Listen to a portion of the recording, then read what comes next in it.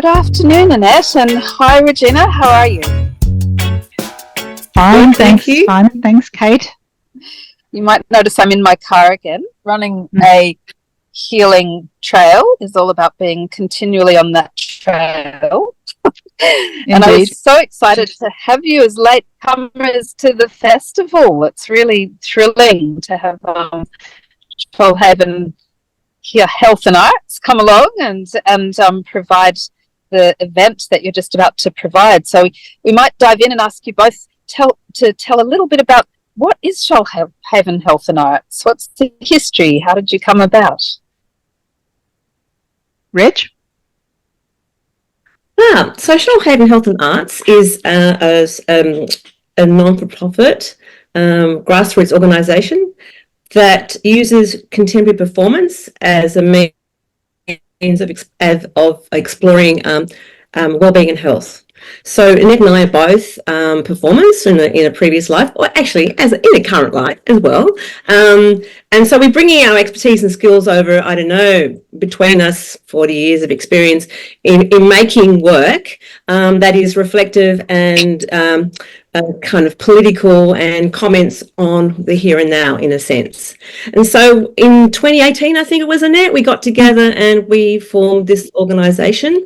And so since then, we've been involved in a number of little grassroots projects that have been aligning or finding the intersection between performance and health. Wow. And there's a lot of intersection between performance and health. I could name a few just off the cuff, but I'm wondering where you see the biggest intersection. Like, what's your aim in bringing performance into this arena? I think it's all about the body and, the experiences we have in our bodies. Often performance can be the best way to bring those experiences to the fore so that we can see them. Often we experience things in our body and it's hard for us to to articulate it or to explain it to someone else. Sometimes it's even hard to explain it to ourselves. So that's why performance is such a vital, and vital is a great word there, because it's about our living. How we live from day to day. I also feel the word performance means that you are performing to somebody. And, in terms of bringing community together to talk about the kind of things that constitute health, it's such a fabulous medium. Yeah. Terrifying for those of us that aren't very excited about getting on a stage. Great that people like you guys are doing it. Yeah. Yeah, so it's very much about relationship. Yeah. I was going to say, it's very much about the relationship between the performer and the audience. So whatever happens in that space can be, it can be unexpected and surprising and open up conversations or open up thinking. So it's quite a playful, but also quite a political space. I love that because, I think being a change agent myself, or seeing myself as one, I think we all are really, but that whole thing of changing very personally when you're experiencing somebody else's depiction of something or a major theme is one thing, but bringing it into the theme of politics, which I see as societal change, is just so exciting. It's really, really exciting. And this is where I think the work that we're doing with for the Yila Healing Trail, A Funeral for Jesus, is really crosses all those areas that are sometimes contentious, sometimes they're definitely points for reflection in our lives. So, Funeral for Jesus is really about grieving, it's about grief, it's about mother's loss, and it's also about our mourning rituals and how important it is for us to be able to say goodbye to those who have gone, whom we love and still love after they have left this earth. So, it deals with faith. What do we believe? Was Jesus, who was Jesus, a man, Yeshua ben Yosef, that was his name. He was a man. And just like any man needs to be honored as a man.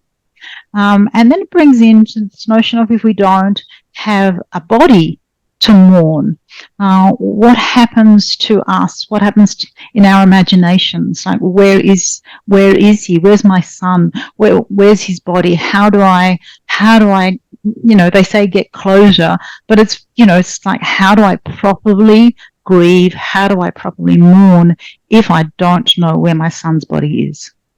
Wow, what an amazing experience that's going to be, listening up to that. Wow.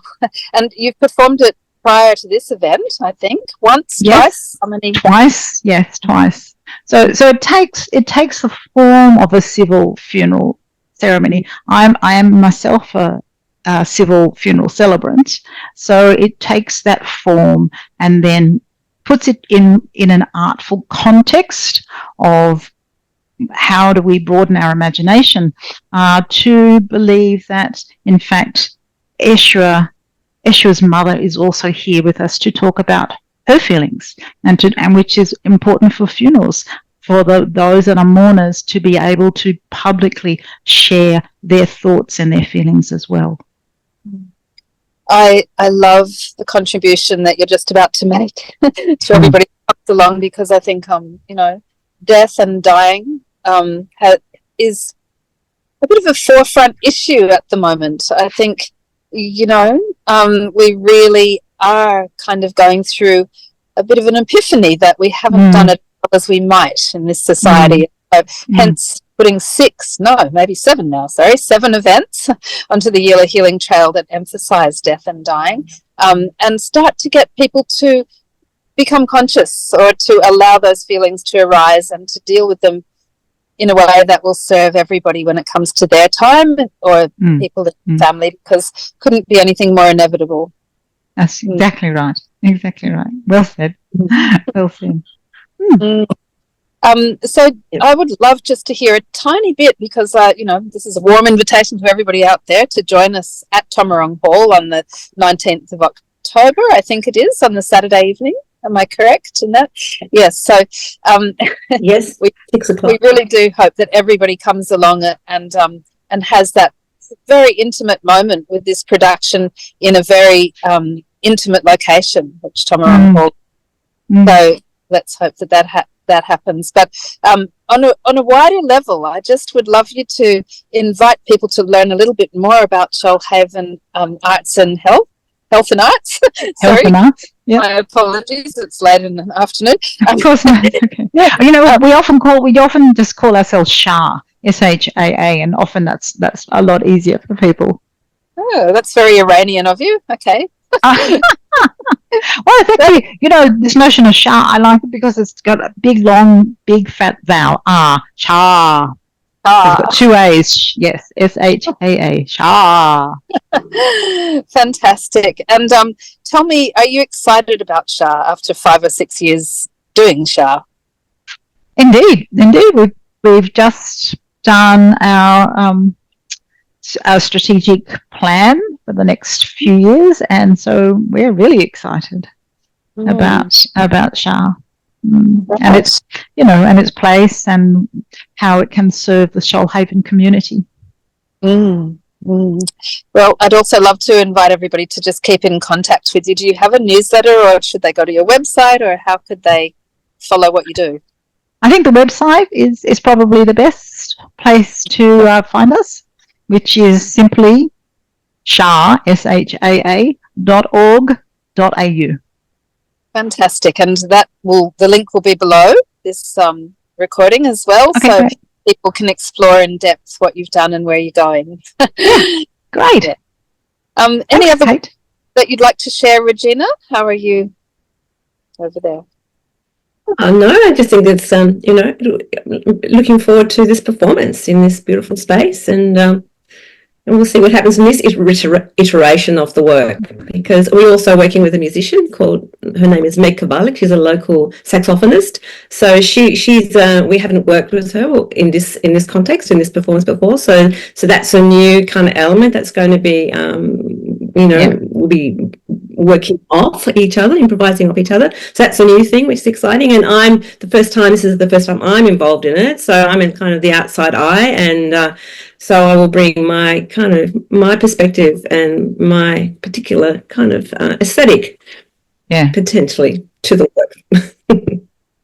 Well, Absolutely. truly wonderful. Thank you both so much for putting your hand up,